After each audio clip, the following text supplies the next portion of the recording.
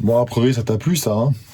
T'en auras d'autres. C'est cool, non? Salut à tous, alors aujourd'hui je vais te proposer une vidéo particulière d'actualité. Est-ce que ça te dit d'avoir des gros bras le plus rapidement possible? Je trouve la solution rapide, tellement rapide qu'avec ce vent on va pouvoir aller se coucher face à cette solution ultime. Bah tu te dis pourquoi? Qu'est-ce qui se passe? Bon alors non, c'est pas un programme sorti de mon imagination, inspiré des Américains comme certains.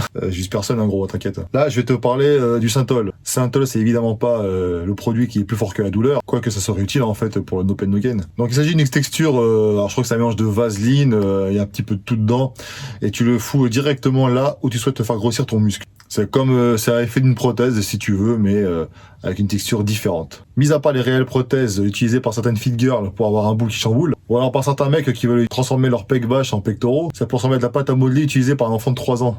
Tu vois ce que je veux dire? Ça ressemble à tout sauf à de l'art. Alors pour certains qui sont connus, tu as déjà vu des gars qui, ouais, ça ressemblait à quelque chose de plutôt homogène. Tu vois, ça faisait un gros effet arrondi au niveau des bras, des épaules, les trapèzes, mais il n'en demeure pas moins que ça ressemble à rien du tout quand même. T'as qu'à juger par toi-même, hein. Pas d'avant-bras, pas de jambes, dos complètement inexistant. En fait, le mec c'est Kermit quoi. Alors qui utilise ces genres de produits? Bien t'as un peu de tout. Ça passe par le mec qui est un peu psychologiquement instable, qui va donc utiliser ce genre de produit pour exister, pour s'affirmer. T'as celui ensuite qui est aussi psychologiquement instable, mais en plus qui souhaite avoir de l'argent. Il est prêt à tout. Ça peut être en Europe de l'Est, ça peut être au Brésil aussi. Forcément, tu t'injectes ça. Bon, je pense pas que ce soit extrêmement cher. Je connais pas les tarifs, hein, de toute façon. Mais bon, en tout cas, semble-t-il que c'est accessible. Et les mecs, ils sont prêts à tout, à risquer leur vie pour gagner du pognon et en popularité. Et enfin, c'est utilisé aussi par les pros, des bodybuilders pros, voire même amateurs, hein, pour combler certains points faibles. Ça, c'est un fait. Ça a été maintes fois vérifié. Notamment, j'ai l'image, alors j'ai pas retrouvé la photo. Si vous avez les références, n'hésitez pas à la mettre en commentaire. Une athlète, une black, hein, qui était sur scène, et en fait, au niveau de son épaule, donc c'est des épaules qui étaient surdimensionnées par rapport au corps. Et en fait, ça commençait il y avait une fuite, quoi, ça coulait. Sergi Constance aussi, pareil, qui est soupçonné d'avoir du recours au Synthol au niveau des épaules. Il y en a plein, en fait, hein, qui comblent leurs lacunes comme ça, au niveau des épaules, des déchirures, des machins. Enfin, t'as plein de photos sur Google, tu peux trouver des photos, des exemples concrets. Donc voilà. Donc c'est pas quelque chose qui n'est utilisé que par les gogoles hein, du web, mais vraiment par tout le monde finalement. Sauf que certains les utilisent à outrance et ne font que ça. Semble-t-il que dopage, oui, le Synthol, non.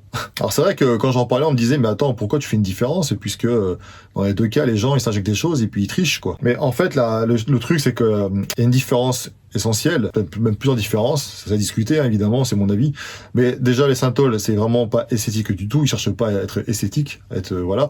Alors que les bodybuilders qui ont utilisé ça, c'est pour rattraper des points faibles, des déchirures musculaires, enfin, c'est pour combler des gros manques qu'ils n'ont pas pu combler malgré tous leurs efforts, le travail, les produits, tout ce que tu veux. Donc c'est une solution. Certains s'en mettaient au niveau derrière des épaules.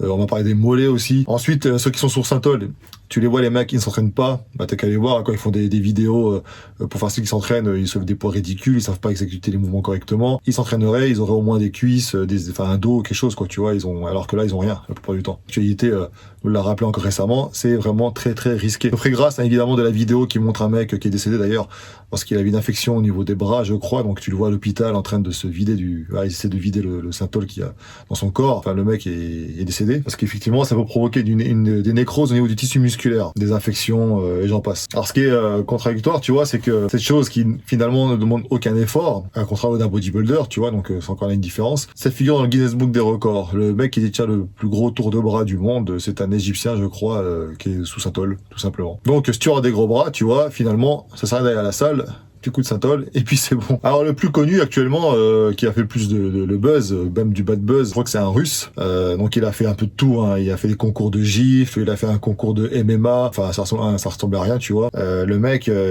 malheureusement, pour ceux qui comprennent un peu le russe, il a risé de son pays et des réseaux sociaux en fait. Hein. Lui, on sent que c'est un mec qui est con, enfin qui est atteint quoi, qui a un souci. Mais bon, lui, je pense qu'il va faire ça aussi pour la thune, la gloire, il va être connu, il va avoir les likes, etc. Donc il est prêt à tout. Tu vois, ces photos, c'est carrément devenu violet. Plusieurs fois, on lui a annoncé qu'il fallait qu'il se fasse opérer, sinon il allait mourir. Et je crois même que c'est depuis 2017, il me semble que j'ai déjà vu une première fois quelqu'un qui lui disait que non, il faut que tu arrêtes parce que sinon c'est chaud pour toi. Mais le mec, en 2019, il a continué. Il a continué jusqu'à récemment, en fait, parce qu'il a accepté de se faire opérer. Et le souci, c'est que, bah, évidemment, des tissus musculaires étaient nécrosés. Donc, j'imagine à la fin à quoi ça va ressembler, quoi. Mais en tout cas, il sera en vie. et il a risqué de se faire amputer des 2 bras. Donc les mecs en plus ils sont encouragés évidemment parce que les médias, les réseaux sociaux, etc. Enfin voilà, ça leur donne de la visibilité. Certains dans leur pays sont invités aussi sur les plateaux télé, et ça c'est vrai que ça peut discréditer évidemment les bodybuilders. Et le body, je sais que les bodybuilders les détestent, tu le vois sur les réseaux sociaux, sur les commentaires, etc. Et clairement, et moi non plus, enfin je suis contre ça. Certains médias les présentent comme des bodybuilders, comme des hommes forts, comme des hommes ayant les plus gros bras au monde. Et en fait, quand tu lis les commentaires des gens, c'est de la gonflette, parce qu'effectivement, il y a que les bras qui sont gonflés, le reste, ça ressemble à rien. Ça peut créer encore une fois amalgame auprès des non-initiés, et discréditer évidemment le travail de milliers, des millions de bodybuilders, de pratiquants de musculation qui font ça sérieusement, qui s'arrachent tous les jours à la salle. En plus de ça, ce sont des gens qui sont pas forcément très intelligents. Quand tu les vois invités sur des plateaux, ou alors sur internet, sur YouTube, ou je sais où, on se fout de leur gueule, quoi. Et les gens, tu sais comment ils sont, ils vont tous généraliser. Le bodybuilder, c'est des gros bras et un petit cerveau, quoi. Donc pour moi, je les considère évidemment pas comme des bodybuilders. Je les mets au même titre que ceux qui se font des implants au niveau des fessiers, des pecs, ou je sais où. Mais encore une fois, moi, le pire pour moi, c'est quand tu entends des journalistes parler d'eux comme étant les hommes les plus forts du monde, des bodybuilders, alors qu'ils soulèvent quoi? Ils soulèvent à peine 2 kilos, et la seule contraction volontaire qu'ils font, c'est pour lâcher un obus issu du McDo dans les toilettes, quoi. Alors, là, ce que ça fait débat, c'est toi, je pose la question, est-ce que tu considères que pour toi, que tu t'injectes du Synthol ou que tu t'injectes des produits, c'est pareil, tous des tricheurs, tous à mettre dans la même case, ou pour toi, est-ce que tu fais une différence tout de même Qu'est-ce que t'en penses de ces mecs-là, de ces dérives? N'hésite pas à le dire dans les commentaires, donne-moi ton avis, n'hésite pas à liker, à partager cette vidéo, à t'abonner, surtout c'est important, et je te dis à bientôt, ciao.